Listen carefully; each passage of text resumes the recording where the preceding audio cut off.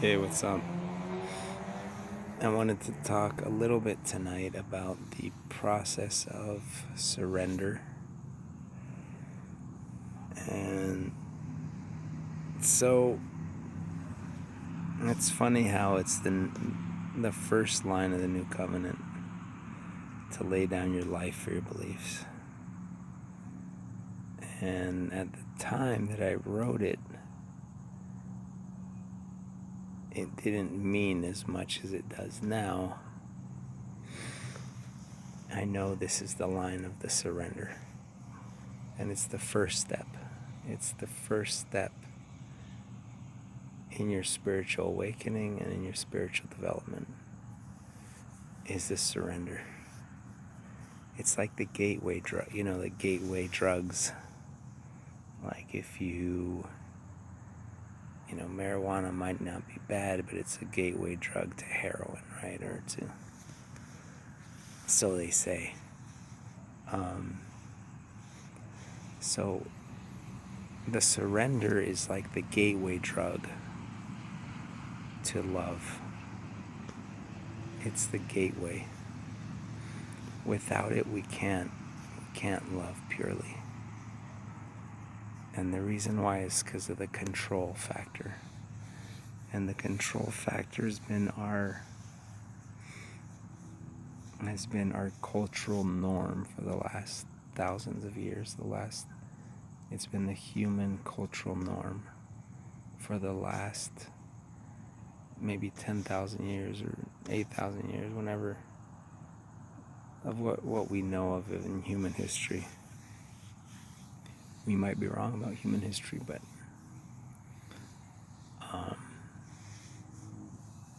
of what we know. So that is the cultural norm, has been controlling everything out there. And when we don't have control, we become victims and we shut down. And so we really need that control. And we still do. You can see it in today's society. It's just control. Addictions, everything's related to this. Every negative, everything that we see, power seekers, ambition, addictions, depression, everything is related. Anxiety, stress, everything is related to that control. We need that control. And the surrender is the beauty. This is the transformation. This is the essence of the first step towards the new covenant. And that is to lay down your life for your beliefs, which means, in other words, the surrender to God. Because our beliefs are God-based, which is love-based, unconditional love-based. And in order to have unconditionality, you must surrender. And what does that mean, to surrender? It means you are surrendering that control. That you don't need to control everything out there. You're surrendering that control to God. You are entrusting God, the Creator, to provide you with what you need. And that's the great promise of God. That is the greatest promise that God has made, that God will provide you with what you need. You must do your best. You must be proactive. You must do. But that does not mean you must control everything. So do your best. But the surrendering is a surrendering of, it's a lot of mental. It's so much mental that once you surrender that control of, you have to control everything, your mind starts calming down more. Because when you need to control everything, your mind is just racing, because there's so many things in your life that you need to control. And whether it's work, whether it's relationships, whether it's friends, whether it's family, whether it's money, whether it's whatever it is, whatever you're going through, all of these mental things you have to control, and so your mind is racing. And when you can't take it, you start medicating, because it's too much anguish. And we're not made for that. God has put that there on purpose so that we need to relinquish control and start concentrating on the interior more. And so it's surrendering of all that, because along with all that control starts coming negativity. Because the mind is racing.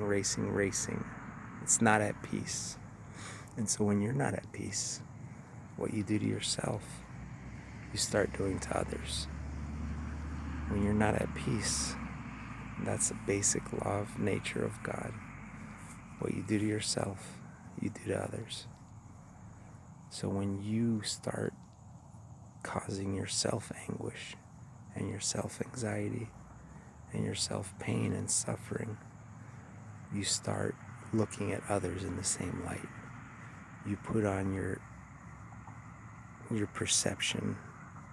That's your perception of the world, because that's what you're experiencing. And so whatever you're experiencing, that's how you perceive the world. And your mind just keeps on going and going. But once we make that step, and this is well known, like born again Christians, or all religions have something similar, where we relinquish, we give up that control over to God. So to lay down your life, your beliefs in the New Testament, in the Gospels, it's all over the place. It's the last will be first. It's lay down your life. No, to give your life and you will gain your life. Those are some of the most quoted sayings, especially last will be first in the Gospels of Jesus. And that's all about that giving of yourself, is giving up that control and giving it to God and allowing God to operate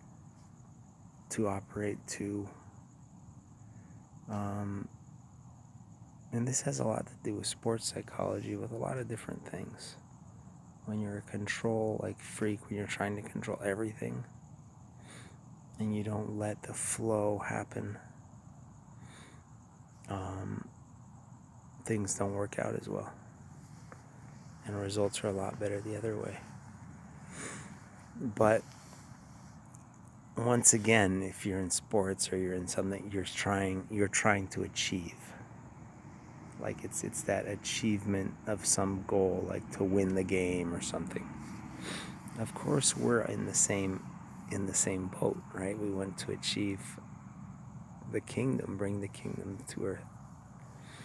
But it's that the first step, the gateway towards love, towards unconditionality, is humility and that surrendering of the control.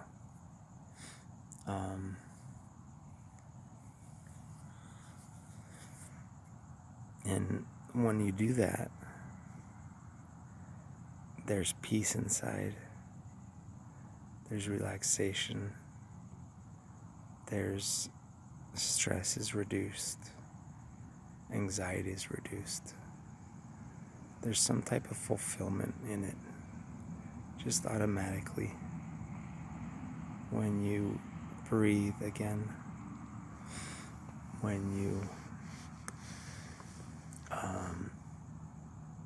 your mind starts racing, when you can just say, God, I trust you. I'm leaving this to you. I'm doing my best. I'm doing what I think is the best for me at this time in my life. And the rest I leave in your hands. I'm following your will, and I always am trying to follow your will. But the rest is up to you, and trust is a huge thing. Trust. Because you can't have that surrender without the trust, and that's the faith. That's where the faith comes in. The surrendering, because you don't want to surrender, because you're saying, well, I'm giving up of everything. Like I'm giving up of all of your craving is that reaching for things of your ego. It's reaching. But when you surrender, your ego is battling with that. It doesn't want to do that because it's saying, what? Wait, you're giving up on things. Like, don't do this. You're giving up on all these things that we could be doing. We could be enjoying this and doing this. And that's the craving in you. That craving, always needing, always needing of the outside world, of something, of someone, of some event, of some, instead of just being in a relaxed state. And so this is one of the main medicines for society, I think. In today's society, especially in this crazy fast world of is just that letting go, trusting God. And when that happens, your lens changes. Your lens automatically changes, and you start looking at the world differently. And since you're in a restful state and in a peaceful state, you start seeing other people in a different light as well. And you no longer need of them, but you enjoy them. But you're not trying to seek something from them. You don't need something from them. Which happens a lot in control relationships. You're always needing, you're always wanting to pull energy, or you need someone to react some way, or you need someone to behave a certain way for you to be fulfilled. You don't need, once you surrender, then you don't need of outside things. And that's the beauty. You can relax, you can just breathe, and it's a beautiful thing. And I see so many people super stressed and not that I don't get stressed, or no one's perfect, we all get, but when you're conscious of it, see, that's the beauty of consciousness. Once you become conscious of what you're doing, then you're in the driver's seat. And so when you're conscious of it, of the necessity of this surrender and giving of control and trusting of God, you catch yourself during the day getting into these states, coming back, always centering yourself, always centering yourself. And there's good days and bad days. But once you make that decision in your conscious mind to lay down your life for beliefs, to lay down your life for God, for unconditional love, for peace, then things change. Your conscience, you're in the driver's seat. Once you have peace in your soul, your lens changes and your life changes. And so I just wish you all peace. I wish you all peace. Because it's just a beautiful thing to experience on a daily basis. It's a nice way to live, that's all. It doesn't have anything to do with culture or a certain type of religion or a certain type of... it's just a nice way to live on a daily basis. And so make that decision. You can make that decision. But if you don't make the decision and you're always teetering and you never say, okay, I'm gonna commit to this. I'm gonna try this. And then you'll see changes. You have to 100% commit. And of course, you're not gonna 100% always be that way, but once you made the commitment in your consciousness, things just start to change. And trusting in God is so hard when we've had, like in our youth or when we were young, let's say we couldn't trust in someone who's in our lives, some parent or someone. I know this happens a lot to people, and so kids have to take control of their lives because things are so chaotic.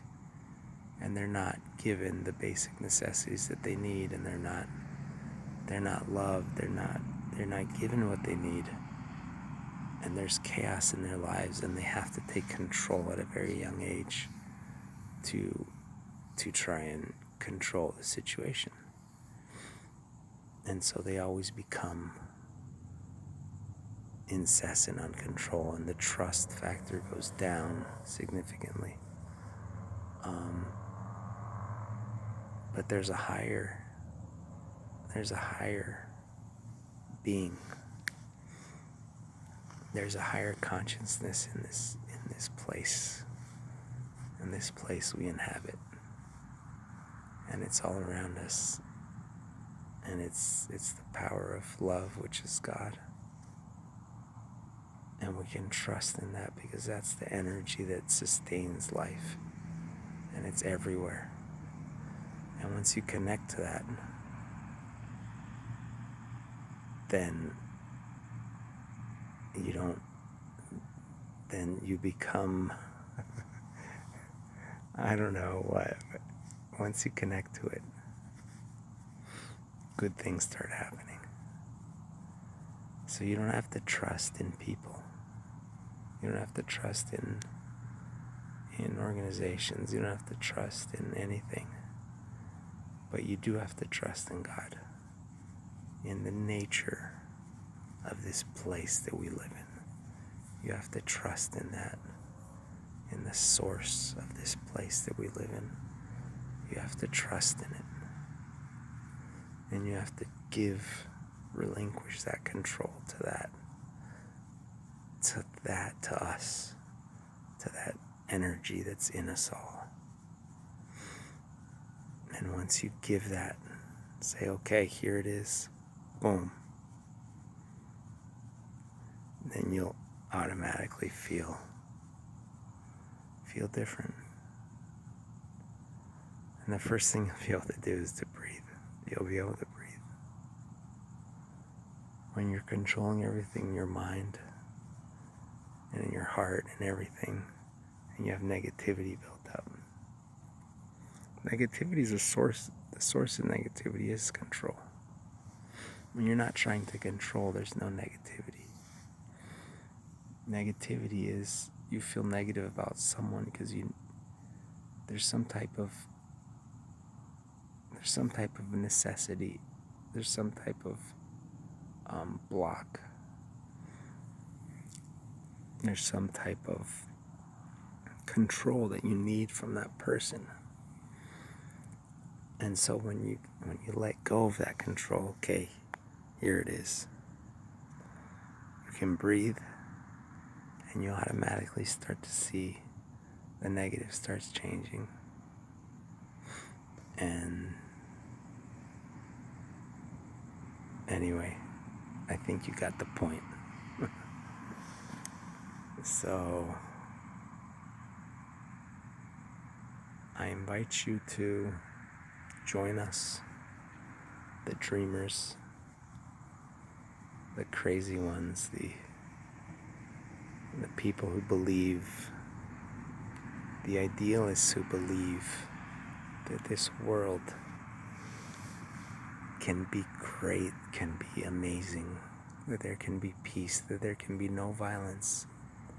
We can live in a world free of violence, of abundance, of fulfillment, of internal fulfillment for everyone. We can live in a place, an earth. This earth was meant for paradise. Paradise on earth was what we were created for. That's what we're here for, is to create paradise on earth and in your own lives. And we're not there yet. And the first step there is that surrender. Then we learn about faith. Then we learn about love. But you can't love without the surrender, because it's forced. You're forcing everything because you need it. You need the love. And so you force it. You force it, you force it, you force it. You need it, you seek it, you seek it. You're forcing it. And then it becomes conditional. And conditional love is not love. So, allow yourself to breathe. And let's do this. Join us in our plight. Later.